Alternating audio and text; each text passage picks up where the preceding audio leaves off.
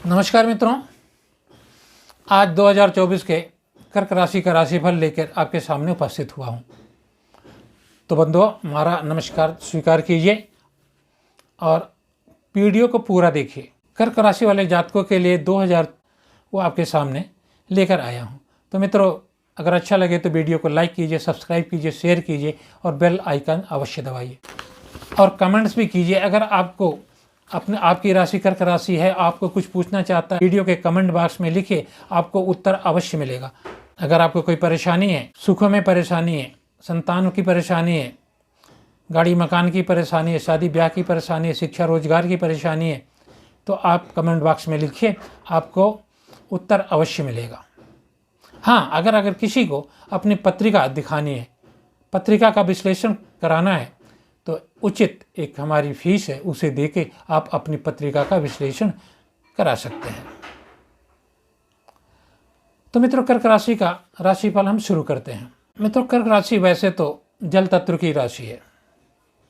चंद्रमा इसके स्वामी होते हैं। चंद्रमा ही मन है, चंद्रमा ही माँ है, चंद्रमा ही ममता है, चंद्रमा ही अन्नदाता है, चंद्रमा ही पोषण करने वाले हैं। माता जगदम्बा की पूजा आप करते हैं तो उसका लाभ चंद्रमा को मिलता है और चंद्रमा ही आपका मन है। तो मतलब आपके मन को मिलता है, आपके दिमाग को मिलता है, आपका मन अस्थायी रहता है।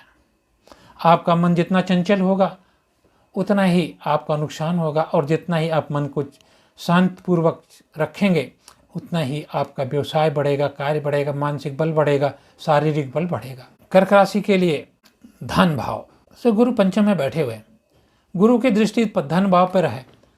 गुरु की दृष्टि धन भाव होने पर आपके धन में वृद्धि होगी, बैंक बैलेंस बढ़ेगा, आपके परिवार में खुशियां आएंगी, परिवार बढ़ेगा, परिवार में बढ़ोतरी होगी, धन की बढ़ोतरी होगी, एफडीज की बढ़ोतरी होगी, रत्नों की बढ़ोतरी होगी, सोना चांदी की बढ़ोतरी होगी।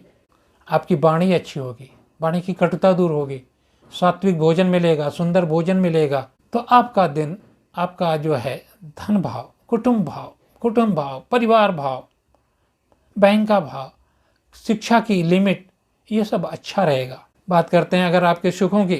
गुरु की सप्तम दृष्टि आपके सुख पर जा रही है, और गुरु आनंद के दाता, सुख के दाता, संतोष के दाता, उनकी पूर्ण दृष्टि अगर आपके ऊपर है, आपके सुख के ऊपर है, तो आपके सुखों में वृद्धि ही वृद्धि है। आपका आत्मिक संतोष बना रहेगा, घर में खुशियां रहेंगी, मंगल कार्य होंगे, जमीन जायदाद की टेंशन थी समाप्त हो जाएगी, मकान की टेंशन थी समाप्त हो जाएगी।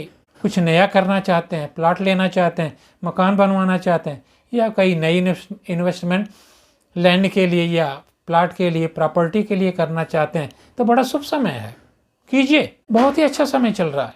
जो विद्यार्थी शिक्षा ले रहे हैं, हायर सेकेंडरी तक शिक्षित हैं, शिक्षा में हैं, उनके लिए बहुत ही शुभ समय है। उनके रिजल्ट बहुत अच्छे आएंगे, उनकी पढ़ाई भी बहुत अच्छी होगी, उनकी चिंताएं नहीं रहेंगी, मन उनका साफ रहेगा, निश्चल रहेगा। स्वच्छ और सुंदर दिमाग से अगर वो पढ़ाई करेंगे तो पढ़ाई में उन्हें लाभ ही लाभ होगा। माता का स्वास्थ्य जो खराब था पिछले दिनों, वो ठीक हो जाएगा। छोटी मोटी बीमारियां तो वैसे सभी को होती रहती हैं, लेकिन जो कोई बड़ी बीमारी थी माता की, उसे भी दूर होने की संभावना बढ़ जाएगी। तो आपके सुखों में वृद्धि ही वृद्धि है। और अगर आनंद है, संतोष है, सुख है, तो आपको कष्ट क्या है? परिवार साथ दे रहा है, परिवार में धन की वृद्धि हो रही है, परिवार बढ़ रहा है, मंगल कार्य हो रहे हैं, तो आपको आनंद, स्वच्छ निर्मल आनंद मिलेगा। अब मित्रों, बात करें आपके संतान की बुद्धि विवेक की बात करें, तो संतान और बुद्धि विवेक से गुरु जो है अष्टम है, लेकिन केंद्र में है। त्रिकोण से गुरु अगर अष्टम में हो तो ज़्यादा नुकसान नहीं होता है। तो यहाँ आपको कोई बहुत परेशानी नहीं है। आपको हायर एजुकेशन लेना है, आपको अच्छी मिलेगी। हायर एजुकेशन के लिए कहीं अवार्ड, विदेशों में एडमिशन के लिए ट्राई कर रहे थे, मिलेगा। जो आपकी पढ़ाई में मन नहीं लग रहा था, पढ़ाई पूरी होगी, अच्छे नंबरों से पास होंगे। और हायर एजुकेशन के लिए जो भी आप करना चाहते थे, जिस सब्जेक्ट में जाना चाहते थे, जिस स्ट्रीम में जाना चाहते थे, हर स्ट्रीम आपके लिए गुरु ने एक रास्ता खोल दिया है अपने आशीर्वाद से। तो गुरु का आशीर्वाद आपके ऊपर बहुत अच्छा है। अष्टम होने के नाते थोड़ी बाधा तो आएगी, थोड़ी परेशानी तो आएगी। हो सकता है आप थोड़े दिन के लिए बीमार हो जाएं, जाने की इच्छा है कि अभी मैं चला जाऊंगा, हो सकता है पेट खराब हो जाए, 2-3 दिन में ठीक हो जाएगा, फिर आप चले जाएंगे। इस तरह की छोटे मोटे बाधाएं आएंगी। अष्टम में गुरु बैठे होकर इस तरह की छोटी मोटी बाधाएं अवश्य देते हैं। तो इन बाधाओं से डरने की जरूरत नहीं है, इनको पूरा करिए, बाधाओं से लड़िए और आपके हर एजुकेशन में संतान के लिए सब कुछ अच्छा होगा। बुद्धि विवेक बढ़ेगा। ज्योतिषी बनना चाहते हैं तो ज्योतिषी के लिए एडमिशन ले लीजिए। अष्टम में बैठे गुरु आपको ज्योतिषी बना देंगे, अकल साइंस के मास्टर बना देंगे। लेकिन शेयर बाजार में, सट्टा बाजार में थोड़ा सा पैसा रोक कर लगाइए। अपने ज्ञान का, विवेक का इस्तेमाल कीजिए। किसी के कहने पे मार्केट में पैसा नहीं फेंकना है। अगर किसी के कहने पे करेंगे तो हो सकता है आपको नुकसान हो जाए। आप अपने बुद्धि का इस्तेमाल कीजिए, विवेक का इस्तेमाल कीजिए, तो आपको शेयर बाजार में लाभ अवश्य मिलेगा। मित्रों, अब बात करते हैं आपके स्पाउस की। तो अगर हम आपके स्पाउस की बात करते हैं तो गुरु केंद्र में है और केंद्र में बैठा गुरु अब केंद्रीय प्रभाव से स्पाउस को अच्छा रखेगा। जिन लड़कियों की शादी नहीं हो रही थी, शादी हो जाएगी। थोड़ा सा लड़कियां पूजा पाठ करें, गुरु की सेवा करें, शंकर पार्वती को जल चढ़ाएं, सोमवार को व्रत रखें, अवश्य हो जाएगी। सगाई हो जाएगी, शादी हो जाएगी। यहाँ कोई आके किसी तरह की कोई परेशानी मुझे नहीं दिखाई देती है। क्योंकि थोड़ा तो परेशानी है, क्योंकि सप्तम भाव का स्वामी अष्टम में बैठा हुआ है। वो थोड़ा दुख पीड़ा तो देगा। हो सकता है कि जहाँ पे आपकी शादी हो रही है एक बार वहाँ पे अनबन हो जाए। अनबन होने के बाद फिर 4 लोग बैठेंगे, फिर मित्रता हो जाएगी, फिर शादी आगे बढ़ जाएगी। इस तरह के छोटे मोटे व्यवधान आएंगे। छोटे मोटे व्यवधान इस तरह के अभी आ सकते हैं। आपकी शादी हो रही है, आधी तूफान आ गया, ये भी व्यवधान आने की संभावना बन जाती है। पक्का तो नहीं कहते, क्योंकि आजकल तो मैरिज हॉल में, होटलों में शादियां होती हैं, इनका कोई प्रभाव तो पड़ता नहीं है, लेकिन फिर भी ऐसा हो सकता है। व्यापार में वृद्धि होगी, पार्टनर खुश रहेंगे, स्पाउस खुश रहेगा, क्योंकि गुरु का केंद्रीय प्रभाव सबके ऊपर पड़ेगा। और गुरु के केंद्रीय प्रभाव पड़ने के कारण आपके अंदर जो नेगेटिविटी थी वो बाहर होगी।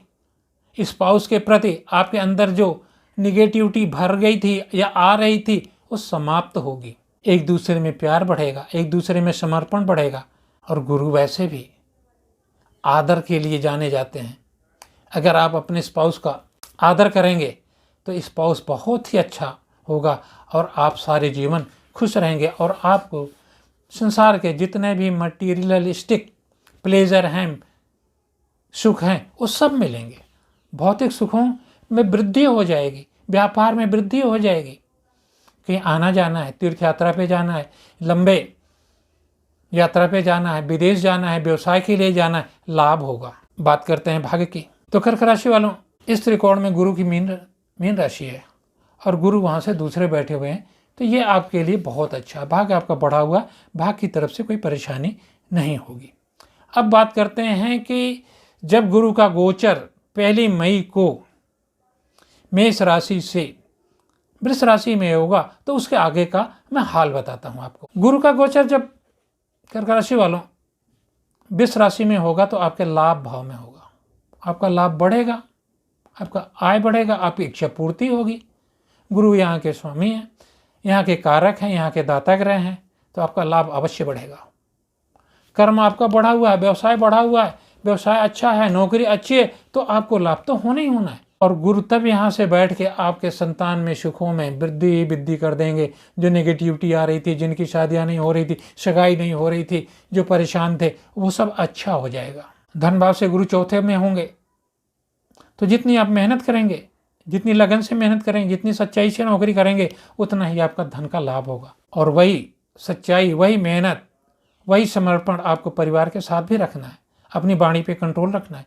वाणी थोड़ी अच्छी होगी, सात्विक भी होगी, क्योंकि इससे पहले आपकी वाणी सात्विक थी, शुद्ध थी, खाना पीना शुद्ध था, सात्विक था। थोड़ी सी कमी हो सकती है, ऊंच नीच हो सकती है, 19-21 तो नहीं होगी, 19-20 हो सकती है। उस पर आपको ध्यान रखना है। आपको कर्म क्षेत्र में लड़ाई नहीं करनी है, व्यवसाय के क्षेत्र में लड़ाई नहीं करनी है। सहयोगियों से लाभ मिलेगा, व्यवसाय में उन्नति होगी। तो अगर ये सब होगा तो धन भी बढ़ेगा, संतान सुख भी होगा, बुद्धि भी बढ़ेगा, बुद्धि विवेक भी बढ़ेगा, यात्राएं भी बढ़ेगी, धार्मिक यात्राएं भी बढ़ेंगी, विदेश की यात्राएं भी बढ़ेंगी और भाग्य साथ देगा। तो कर्क राशि वालों, आपका 2000